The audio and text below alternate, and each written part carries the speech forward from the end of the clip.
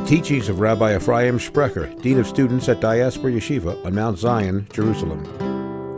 Today we'll be speaking about, does Halacha believe in love at first sight? Rivka falls for Yitzchak. Remember that song? If I fell in love with you, who was that by? George Harrison. If I fell in love with you, right? Right? If I fell in love with you. Right?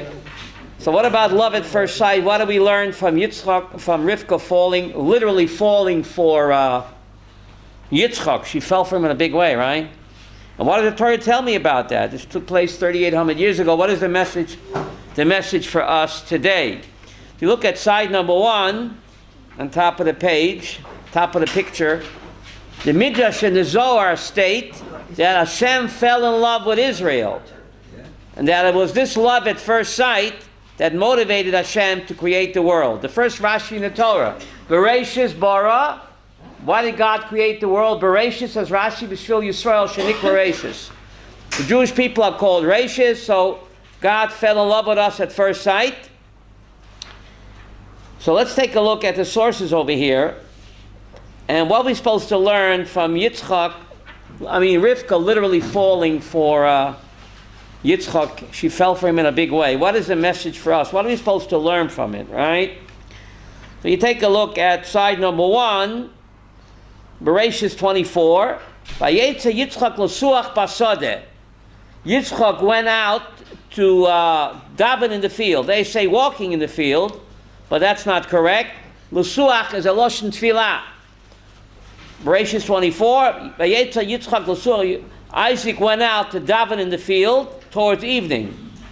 Okay?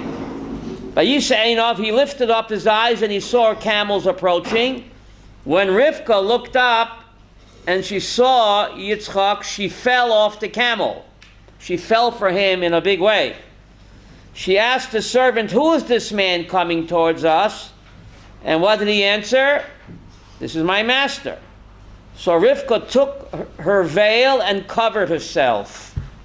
So what is the Torah telling me, and what is the message? Why did she fall off of him? Chazal tell us that the Avos from Metakein Tfilah. Abraham was Metakein Shachrit. And Yitzchak was Metakein what? Mincha. And Yaakov was Metakein Arvit. So Abraham was Metakein Shachrit. So from Abraham, when he came along, there was no such thing as Mincha yet. Yitzchak, right now, when he's going out to the field to daven, he is going to be Metakein Mincha. Up until that time, there was no such thing as Mincha. There was only what? Shachrit. So Rivka looks up. There was only Shachris. He's only establishing Mincha right now. Rivka sees Yitzchak davening. What's he davening? There's no such thing as what? As Mincha. Up until then, there's only Shachris. He's davening so late. He's davening so late in the afternoon, Shachris. He must be a chussid. Ay, ay, ay. So she falls off the... Don't you get it? Right before Shkia. Right? He's davening so late, Shachris. He must be a chussid. So that shocked her, and therefore she fell off the camel. Okay? So by this davening, he establishes mincha. Yitzchak Avinu does mincha. Of the 3 prayers, which is the most achi chashuv? Mincha. The Baal HaTurim says that's why the afternoon prayer is called mincha. What does the word mincha mean? Gift. Present, gift. Why is that? So I'll tell you the Baal HaTurim's idea in my words. Shachris you daven before Wall Street opens up. Ma'ariv you daven, Wall Street is closed. But Mincha, in the middle of the mergers and acquisitions, the mergers and executions, in the middle of a busy day, you take time out and you go daven Mincha in the afternoon, you close your store, you pull yourself away from your business meeting. God said that's a real present for me. And therefore the afternoon prayer is the most important prayer, and therefore it's called the Mincha, because it's a real Mesiras Nefesh to break out from your busy day, take out time for Hashem, pull yourself away from your business, smack dab in the middle of the day, and therefore it's the most important prayer. And Eliyahu Navi in Hara Carmel, when he prayed to Hashem, the Navi says, when was he began davening? Ma'ariv before. And he davened Shachris. When did Hashem answer him? Did he say? Only Mincha time. Only Mincha time. So what do we learn from the Torah telling us that she fell off the camel, and when she saw her chassan, she took her veil and she covered herself? Why is that important? And from then we learn that a kala veils herself in front of the chassan. This is from Rivka's idea over here, where she took her veil and she covered herself. What is the message? Are you supposed to veil your bride, or the bride veils herself, or the chassan? What is the message over here? What is Rivka teaching us? And why does the Torah tell us about it 3,800 years ago? Obviously, the Torah is GPS. What's the message for today? What is Rivka telling her chassan? And what is Rivka telling us? Otherwise, it wouldn't be in the Torah. The Torah describes Rivka as being Miss Israel. Miss Israel, or Miss Universe.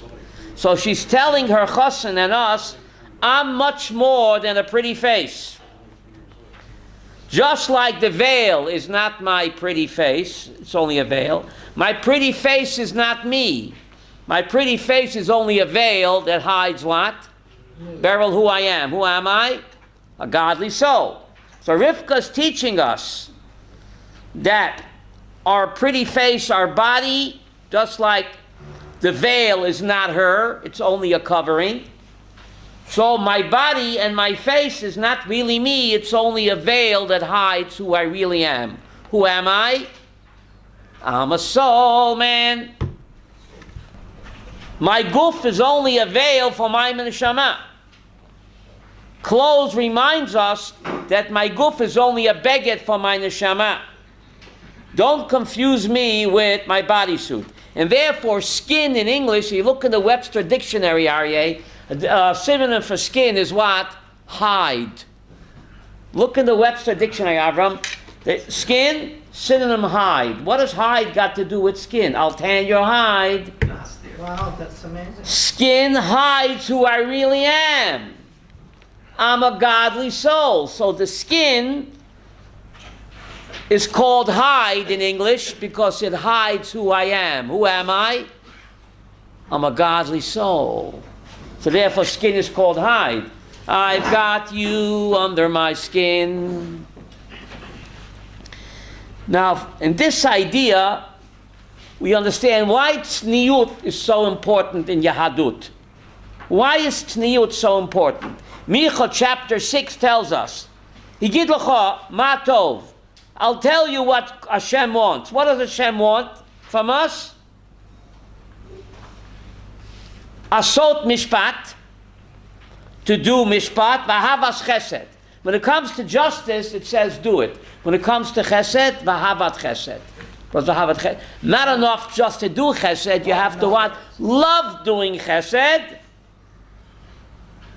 Not just do it, but love doing it. And v'hatznei lechet imlehecho, to be a tzenua. That's Yahadut. To do mishpat, to love chesed, and oh, by the way, to be a tzenua, to be modest. Why is modesty so important that Micha makes it a ikra of Yahadut? Why is dressing modestly so important? Why? Good question, David. A Jew answers the question with what? Remember Elsie the cow and Elmer the bull? How come they're not wearing any clothes? Did Elsie the cow wear a dress? Did Elmer the bull wear pants? Why not? How come animals don't wear any clothes? Because an animal, what you see is what you get. There's nothing behind the skin. There's nothing there. A human being wears clothes. Why is clothes so important? Because we just said clothes reminds us that just like the clothes is not me, it's only a garment, so my body is not me. It's only a garment that hides my godly soul. So therefore, dressing modestly is so important in Yahadut. It reminds us that just like the clothes is not me, it's only a garment, so my body itself is not me, it's only a garment that covers my godly soul. So a person that dresses immodestly, subconsciously, what is he advertising? There's nothing behind my skin. It's a nebuch. And the people that do not dress modestly, they're implying subconsciously, I'm no different than a behemoth. There's nothing behind the skin. When a person dresses modestly, like Rivka Imenu, she reminded us, I'm much more than a pretty face. A pretty face after 100 years, not so pretty. But my pretty face is only a veil that hides my godly soul, which is eternally beautiful. That doesn't wear out. And therefore, dressing modestly is so important in Yahadut. So it looks like Rivka was love at first sight. You hear the story about a guy at a party? Miriam, all my stories are true, but some didn't happen yet. This guy at a party walks up to a girl at a party and he says, do you believe in love at first sight? Or should I walk around the room and come back again? Get it? Okay. Also, the Kohen wears very... The Kohen what? Sophisticated, elegant robes. Robes, that's right. The clothes make the man. No, clothes reminds us that just like the clothes is not me, it's a covering, my body itself is not me, it's just a covering for my godly soul. So let's look at the second source, Bereshis 24, the JPS translation. Vatipol mi'al hagamal. She fell off the camel. So we say fall in love. Remember the song, If I Fell in Love with You? But love should make us rise. Love should not make us fall. Love should what? Raise us up. The Zohar says something incredible.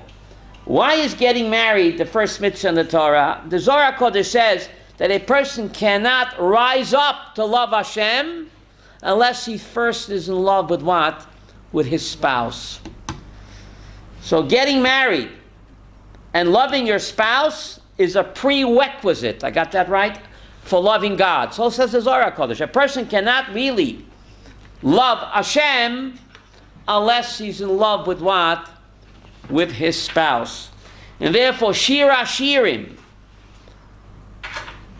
that Shlomo Melech wrote, so the Midrash and the Talmud tell us it's a passionate love story between what? God and Israel. So if it's between God and Israel, why do you have to disguise it as a love story between a man and a woman? If it really means the love between Hashem and Israel, why is Shir HaShirim written as a passionate, graphic love between a man and a woman if it's only what? A dugma. Because we don't think you can understand it. So why not say clearly, it's love between God and Israel? Why do you have to beat around the bush? It's written between the madly in love with a man and a woman, and it really means God and Israel. So the Zohar says something amazing, the same idea. A person cannot be madly in love with the one above unless he's first madly and passionately in love with his spouse. So therefore, Shir HaShirim, the great love song between God and Israel, is written between a man and a woman.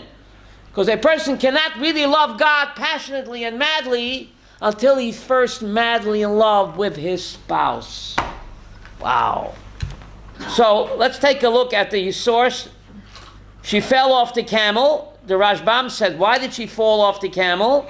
The Rashbam says, for litzniut, since she had been riding like a man because of the camel's kicking. Not like Annie Oakley. What? Like Annie Oakley? So therefore, she fell off the camel because she wasn't riding side saddle. She had been riding like a man because of the camel's kicking.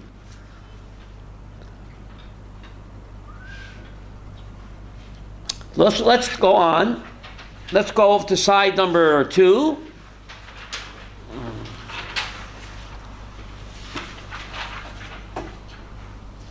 This is the Sforno, in Bereshis 24.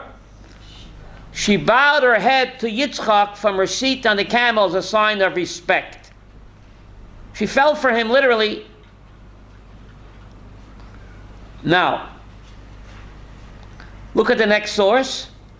Bereshit 24 says, and he married Rivka, she became his wife, and he loved her.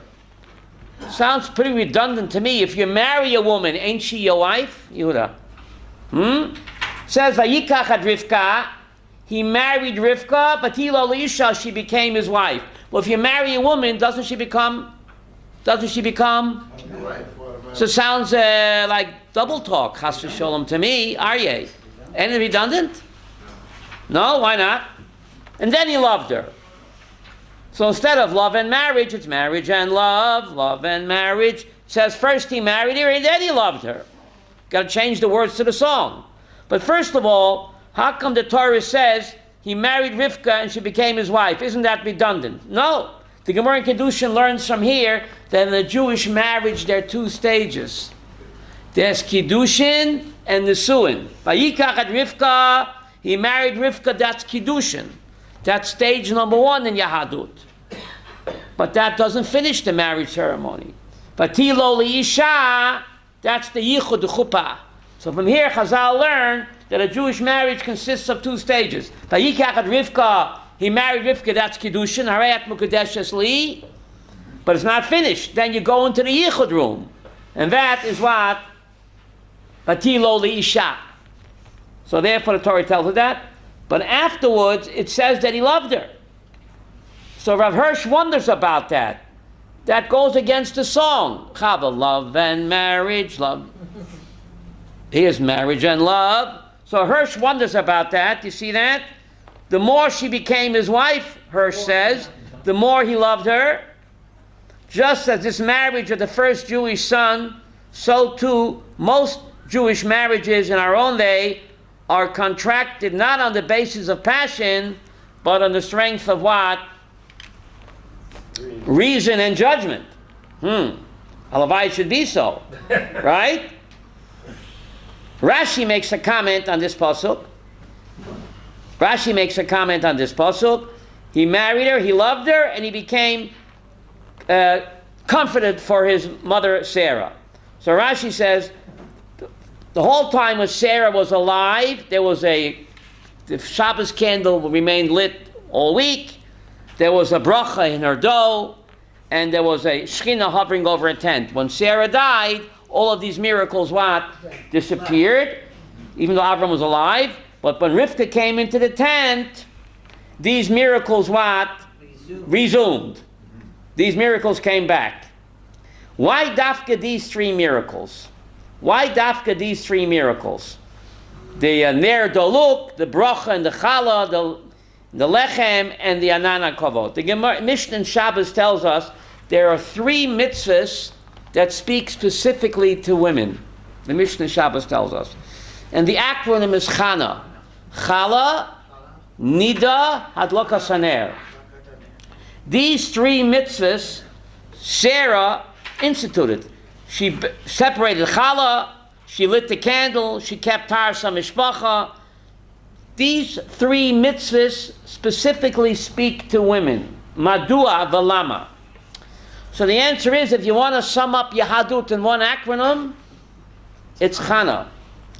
Any mitzvah of Yahadut, it's either Kedushas HaMakayim, Kedushas HaGuf, Kedushas HaZman. Any mitzvah you can think of, the purpose is to sanctify the place, to sanctify the body, or to sanctify time. That's Judaism. These 3 mitzvahs are that. Where's challah baked and separated? Usually in the home, right?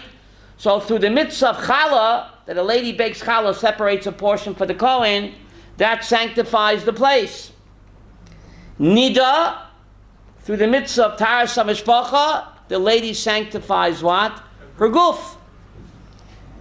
And through lighting the candles Friday night, the lady sanctifies time.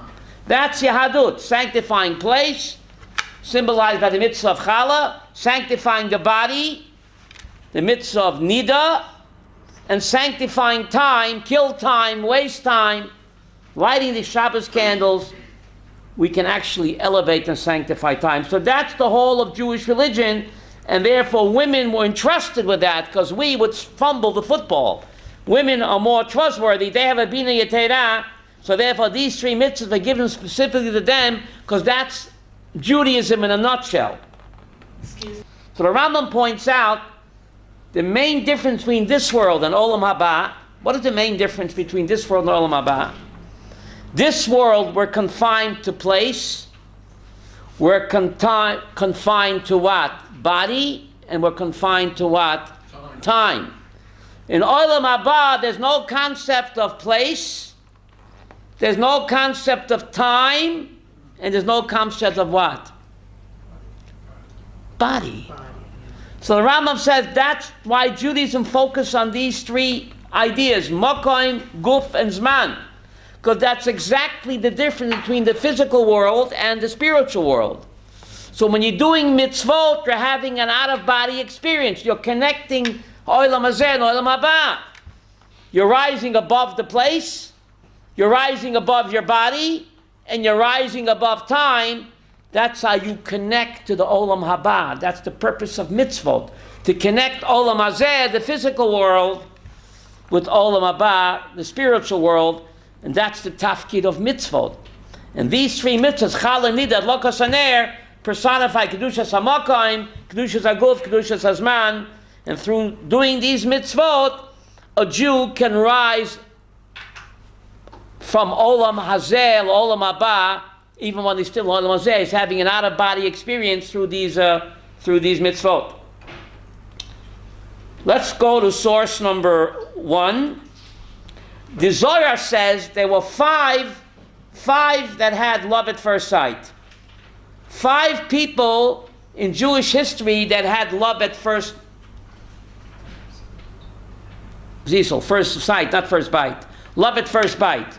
Who are the first? Let's take a look at Bereshis 2:2-3. Adam exclaimed when he saw what?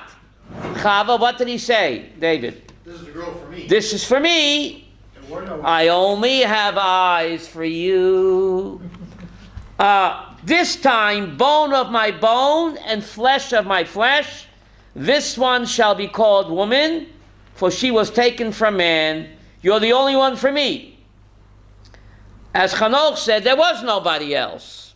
And therefore, the Sheva brachas, we say something very strange. One of the Sheva brachas is, may God make you happy and make you joyful like the first couple in Gan Eden. Why do you say that at Sheva brachas for? Sameach yitzircha me Gan Eden. Baruch atu Hashem, sameach chotan dekala. Kodesh Baruch Hu, make this couple happy like the first couple in Gan Eden.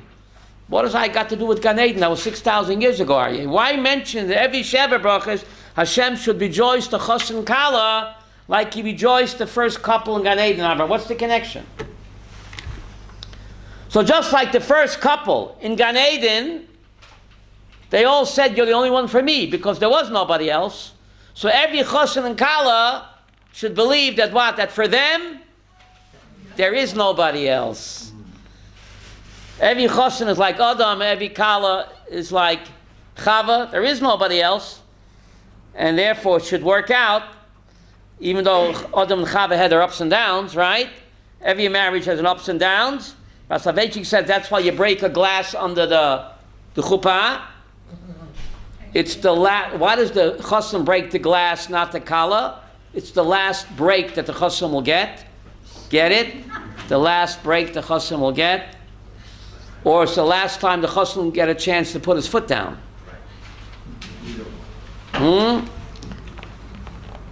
So the Zohar says the first love at first sight was Adam when he saw Chava. The second one was whom? Bereshis 24:64, when Rivka literally what? Fell for Yitzchak in a big way. The third one, the third couple that love at first sight, number 3. You have that, Chanoch? Bereshis 29. What does it say? Rachel appeared with her father's sheep. She was the shepherdess. Jacob looked at his cousin Rachel, who was with his uncle Laban's sheep. he stepped forward, rolled the stone from top of the well, watering his uncle Lavan's sheep. Jacob kissed Rachel. Was he Haredi?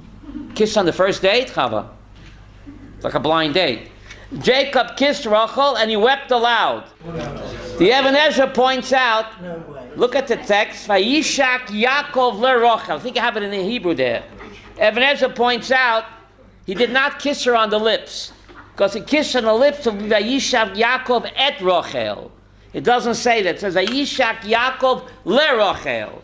So Even Ezra says that is what? He kissed her on the hand. But still, was Rachel Haredi?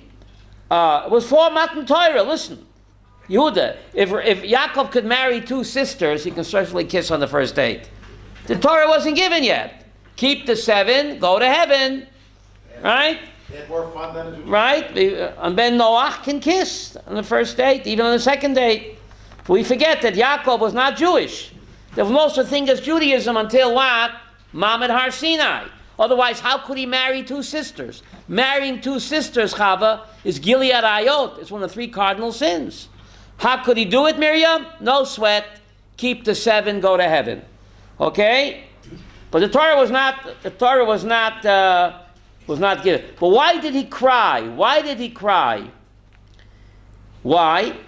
So Rashi makes a strange comment, Yehuda. Rashi said he saw in Ruach HaKodesh that she will not be buried with him in the Maras Mapela. What are you crying now for? Now you're getting engaged. So what are you thinking about burial? Isn't that strange? Rashi said he wept because he saw b'nevuah that she will not be buried with him. So what are you crying now for? Very, what? Strange, no? Yeah, but I would cry if I saw that. What? Why think about burial? Well, let's think. Under the chuppah, doesn't the chassan wear a kittel under the chuppah? That's a shroud. The chassan is wearing a shroud under the chuppah. That's what it is. And in Kabbalistic language, when a tzaddik dies, it's called a halula. What does that mean, David? A wedding. A wedding. When a tzaddik dies, it's called a wedding. There's something very strange. Halacha learns out the laws of marriage from death. It's very bizarre. Let's think about it. There are 2 times in a person's life when it's all about him. On his wedding day and when he dies. It's all about me. And just like at a wedding, there's Sheva Brachas, 7 days of feasting. Layalenu by a Shiva, there's also 7 days. There's more similarities than we care to think about between marriage and death. Why is that? Why is that? As Yehuda said, what's the difference between marriage and what? What is the difference between complete and finished? If you marry the right one, you're complete. If you marry the wrong one, you're finished. Kaput.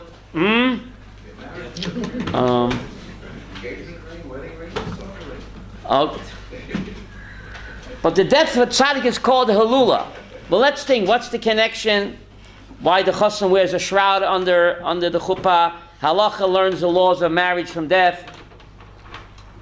Just like marriage is a new beginning, death, yes, is a new beginning.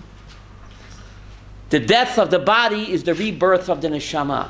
The Gemara in Moed Katan tells us when a tzaddik dies, Kodesh Baruch Hu mesameach im neshama kechatan im hakala. You hearing this, buddy? Moed Katan 28. You can look it up. When a tzaddik dies, God rejoices with the tzaddik's neshama like a chatan rejoices with what? With a kala. So just like marriage is a new beginning, yes, death is a new beginning. It's not the end. Kabbalah teaches the death of the body is the rebirth of the neshama. And therefore the death of a tzaddik is called hilula, a marriage. where the neshama reunites with her source, HaKadosh Baruch Hu. Reunited, and it feels so good. Let's not be in a hurry to get there. But after 120, we have to know that we're reborn to a higher existence. It's very strange that the Daf Yomi is speaking now about a woman's rechem, and it's called hakever. Isn't it bizarre that a woman's rechem in the Gemara Nida is called hakever? Is that a put down for women? It's not a put down. Just like the fetus, 9 months was in the mother's womb, right? Which was dark and dank, and is reborn into a beautiful world full of light and joy. From being 9 months in the rechem, which was like a kever. It's dark, it's cramped, it's... But the baby Right? learns Torah when he's Okay, but then he's born. After 120 years, he's put back in a kever. But just like when he emerges from the kever when he's born, is not the end, it's only what? Beginning. So after 120 years, when the person's put back in a kever, we call it Mother Earth. Mother Earth. So death is not the end, it's the beginning of a higher existence where the neshama Kavayochel marries HaKadosh Baruch Hu. So the strange connection between marriage and death, where when a person dies, Kavayochel, his neshama, marries HaKadosh Baruch Hu. Well, let's get back to the 5 that the Zohar speaks about, the 5 that love at first sight. So the third one was whom? Chava. Jacob and Rachel. Okay? That's the third one. Who's the fourth one? Who's the fourth one, Chava? David and Abigail. David, when he looked at Abigail, he said, "You're the one for me." David and Abigail. And who was the fifth one? David and Bathsheba. What? He had it twice. Well, he had 18 wives. Who said it's good to be the king, Chava? Who said that? It's good to be the king. Right? It's good to be the king. So the fourth love at first sight, Chanok, was David and Abigail. And the fifth love at first sight was what? Was David and Bathsheba. David and Bathsheba. What? But was she a married woman? Right? Who said you're allowed to have up to 18? A king is allowed to have up to 18 wives. A regular man can have as many as he wants? That's right. But a king is limited to 18. Okay? But David and Bathsheba, so therefore you see, you cannot study Tanakh without the oral Torah. If you read the Tanakh, it looks like Bathsheba was what? A married woman. But the oral Torah says no. That every soldier that went to fight in King David's army gave his wife what? A get. You got to get while the getting's good. So this way there would be no what? Of MIA, the woman would not be an aguna. The woman would not be an aguna. So this was the law in King David's IDF. Every soldier went to fight. Abraham gave his wife a get. When he came back, he would what? Remarry her. So Bathsheba was really what? Divorced. A divorced woman. She was a divorced woman. How come the written Torah doesn't say that, Chava? Well, it says an eye for an eye. And it says don't leave your place on the seventh day. A lot of strange things are written in the written Torah. Why is it written that way? To prove there's an oral Torah out there. To prove that without the oral Torah, you can't understand anything. So the oral Torah says clearly in Masechta Kiddushin that Bathsheba was a grusha. She had a get, and therefore King David was permitted what? To fall in love with her at first sight. So these are the 5 that what? That love at first sight.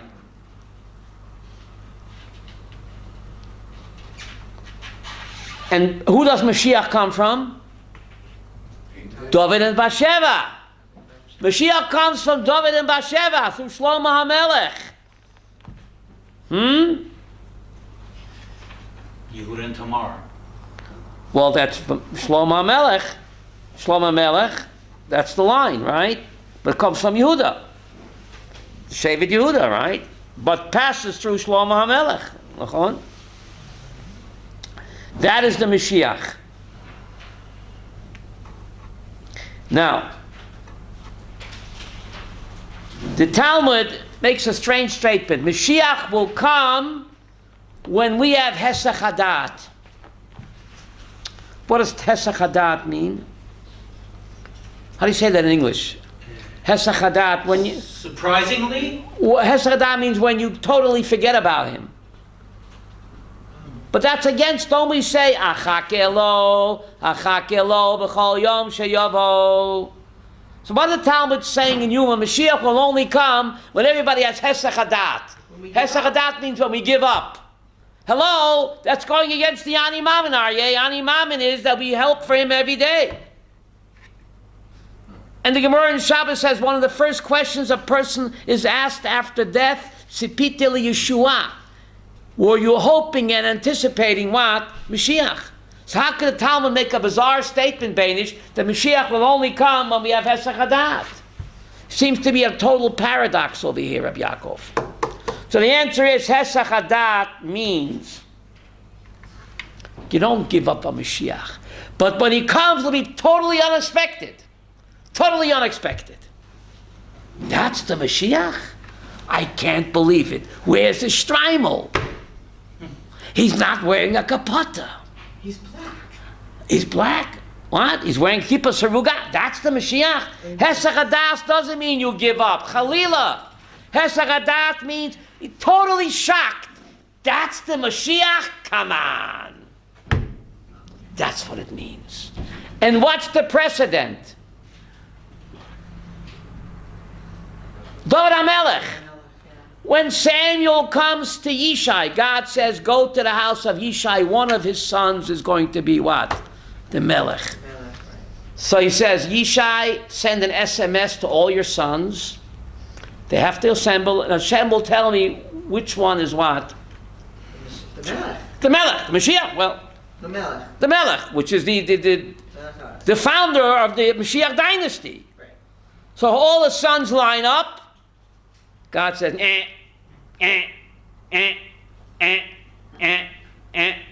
He runs out of sons. 8. He had 8 sons. Yeah, but he only had 7 lined up.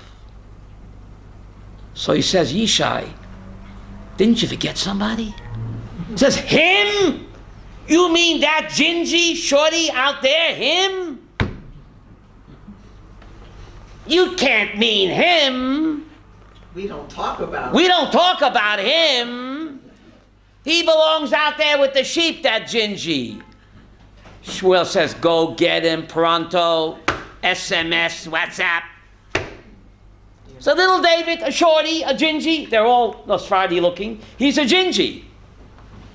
He's the one. They were totally shocked. That's the king? The brothers of the father, they just couldn't believe it. Evan Moasu Abonim Hoysel Rosh Pina. What does King David say, Beryl, in the Hallel?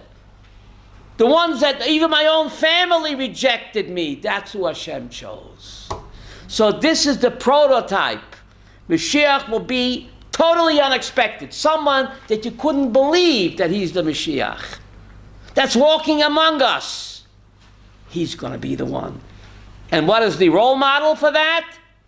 David HaMelech, who his own family, his own father, freaked out when Shmuel HaNavi said, he's the one. They said, ah!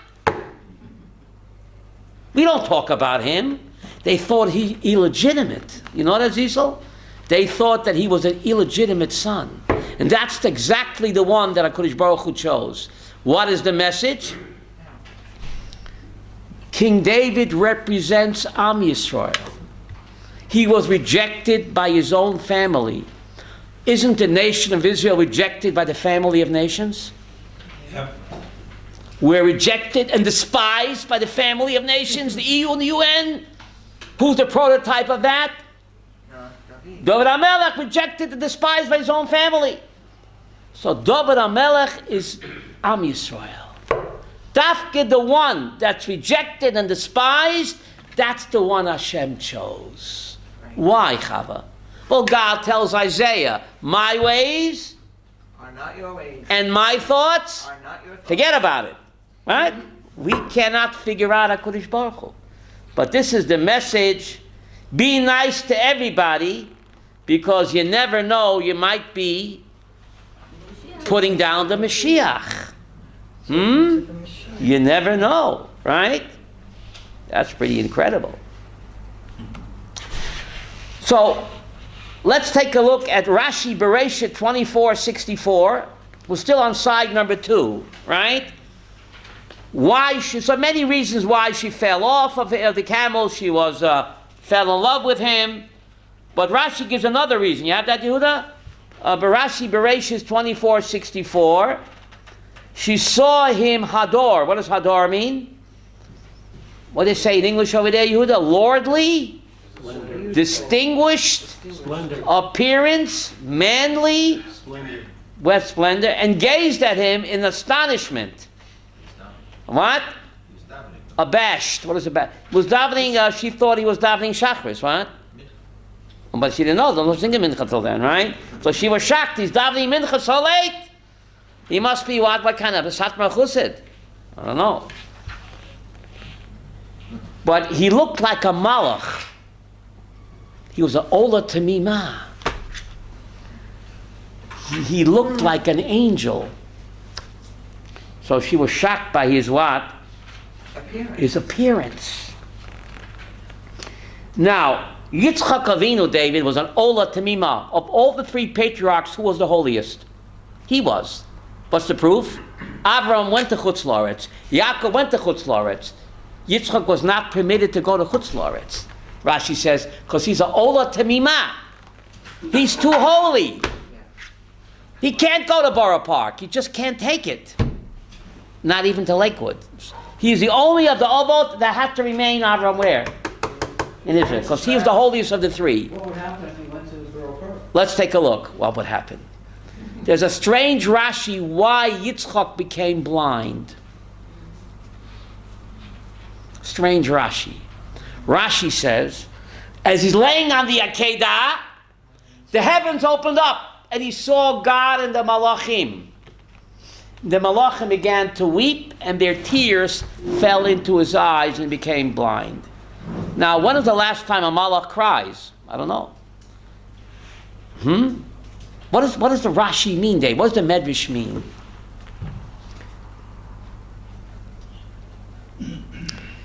At the Akedah, Yitzchak Avinu reached an out-of-body experience. He saw God that no human being ever saw God like that, so crystal clear. This is called Olam HaSheker. That's called Olam HaSheker. When his fleshly eyes beheld such truth, he just couldn't see no more the Olam HaSheker. You see what I'm saying? Take it or leave. It's my chidush. Otherwise, it's a strange Rashi. He beheld God and the Malachim, and he became blind. What is it, a punishment? He lives on earth. This is Olam HaSheker. When his fleshy eyes, which are surrounded by Sheker, beheld the ultimate truth of God and the Malachim, they could no longer look at what? The Olam The Olam HaSheker. And therefore, Dorit, they couldn't see anymore. Once you confront the ultimate truth, So the Olam HaSheker, you can't see the Olam HaSheker anymore. So he couldn't see her? He couldn't see What? No, later on, not yet. He's not blind yet. It took time. But he first didn't happen. On his old age, it kicked in. In his old age, but you're asking a good question. He didn't become blind right away. Rashi said only when he got old. He also looked like Abraham very much. He resembled Avraham too. But the point is that when Yitzchak got old, he was totally what? Became a malach. Rashi said the Yetzer Hara left him. He was like an angel living on earth. And he couldn't see with his physical eyes, but of course he saw what? The spiritual eyes. But the clash between the spiritual and the physical became so great that his spiritual eyes could no longer take the Olam HaSheker. Fake news, Black Friday, it's crazy. You turn on the radio, David, today's already Sunday, they're still talking about Black Friday. The ultimate sheker. Huh? It's crazy. What's the Black Friday? Today's Every 2 minutes on the radio, we keep hearing. Cyber Monday. So what do we learn from this? Oh, you hear the story about this guy went to the opera. All my stories are true, but some didn't happen yet. This guy asks his Rabbi, can I go to the opera? Because there are female singers. Rabbi, can I go to the opera? And he told him that female singers. So the Rabbi says, you're not over until the fat lady sings. You don't get it, you know? You're not over until the fat lady sings. And, I give up. I give up. If that doesn't get a laugh, Aryeh, I think I'm going to give up. That's perfect. That's a new one, so that's for you. That's perfect. Huh?